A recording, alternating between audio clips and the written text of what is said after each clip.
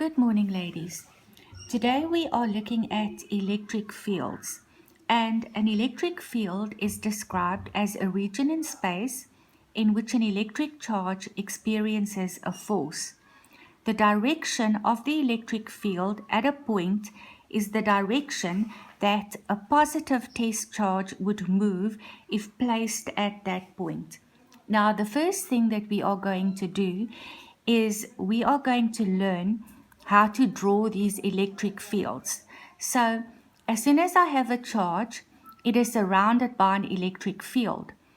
We use electric field lines to represent the electric field that exists around a charge. So today we'll take a look at how we go about to draw these electric field patterns. So first thing I want to look at is this, how to draw field lines. And they give us a couple of points that we have to remember when we draw these electric fields that surround a charged object. Now, you won't ever get a question where you have to write down the different points that you have to remember, but you have to know them so that you can apply them when you actually draw your field patterns. So, how to draw field lines. First thing we have to remember, these lines are always perpendicular to the surface of a charged object. So we are saying that a charged object is surrounded by an electric field.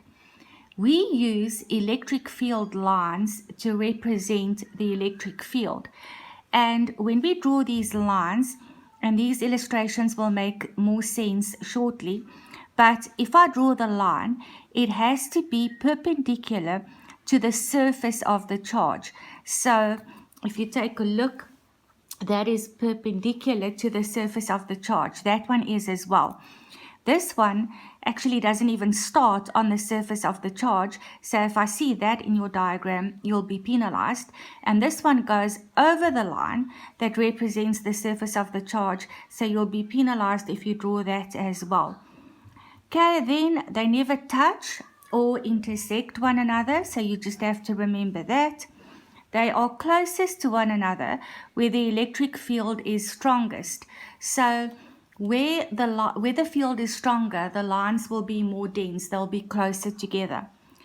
They point in the direction a positive test charge would move. And we've said that already. And I'll illustrate that shortly when we start drawing them. They surround a charge in all directions. So although we do our diagram on a two-dimensional piece of paper and we show the field around the charge, we do realize that it actually surrounds the charge in all directions. It's a three-dimensional pattern that surrounds the charge. Then the number of field lines crossing a surface perpendicular to the field is proportional to the charge enclosed by the surface. So if I compare two charges and one has a greater magnitude, it should have more lines to represent the field which is stronger around the charge that has a greater magnitude. So let's apply all of those and take a look at the patterns that you should be able to draw. Now the first one is the electric field around a single positive point charge. And this is what your diagram should look like. You can use a pencil to draw it. You can use a ruler to draw the lines.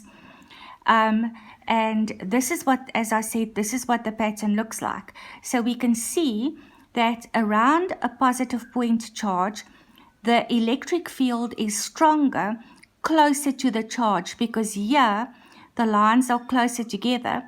And as we move away from the charge, the electric field becomes weaker because over here the lines are further apart.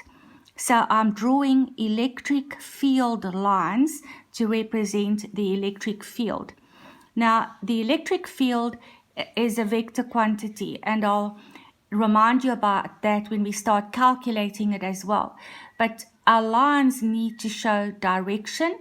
So as we've heard twice now already, how do I know the direction of an electric field? I look at the direction in which a positive test charge will move. So if I place a positive test charge here, it will be repelled by that positive, it will move away from it, and that's why the arrow is pointing away. In your textbook, they actually draw in the little positive test charge, and you don't have to do that. You can just draw it the way that I've done it, yeah? And a positive test charge is exactly that. It is a test charge that we use to determine the direction of the electric field at a certain point, and our test charge is always positive. So we don't use a positive charge, a test charge here, because our main charge is positive. It's always a positive test charge. So if we look at the electric field around a single negative point charge, the pattern looks exactly the same, but the direction is going to be different, because what do I use to find the direction? A positive test charge. If I place a positive charge here, where will it move? It will move towards the negative charge, and that is why all of these arrows point towards the main charge. So again, close to the charge, the lines are closer together, so the electric field is stronger, and as I move away from the charge, the electric field becomes weaker. The other thing here, these two charges have got the same magnitude. So if this one's positive 5 coulomb, this one's negative 5 coulomb, because they've got the same number of lines to represent the field. If this one was positive 2 coulomb and this one was negative 4 coulomb, I would show that by drawing more field lines here to represent that this is a stronger field compared to that one, for example. Right, the next one that you must be able to draw is the electric field that we find between and around a positive and a negative point charge. And the pattern you must learn so that you can draw this accurately. Make sure that your lines start perpendicular to the surface of the charge. Make sure that they don't touch anywhere. Make sure that they don't cross or intersect, as we've heard. I know mine looks a little bit different in the center here compared to the textbook, and you can draw it the way you've got it in the textbook or like this, it doesn't matter. And how do we show direction? We use a positive test charge. So if I place a positive test charge here, it will move away from that charge, and that is how I know the arrow points away. If I put a positive test charge here, it will move away from positive towards negative, and that is how I know what the direction of the arrows must be. If I put a positive test charge here, it will be attracted to that negative charge, and that is how I know in which direction the arrows will be. Right, you must also be able to draw the electric field between and around two positive point charges, and this is what it looks like. So the pattern you have to learn, you need to be able to draw this. So it looks something like this. You can actually see between the charges here, there is no electric field, it cancels out, and then the direction of all these field lines, we use a positive test charge to find the direction.